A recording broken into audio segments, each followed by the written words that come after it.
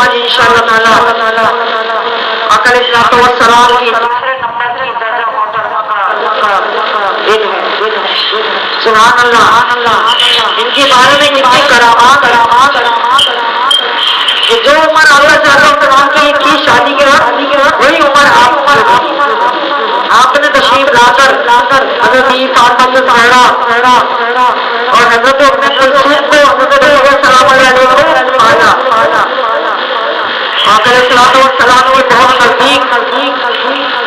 तो आज हम जो भी कुछ बनाएंगे इंशाअल्लाह ताला अल्लाह भी बनाएंगे इंशाअल्लाह।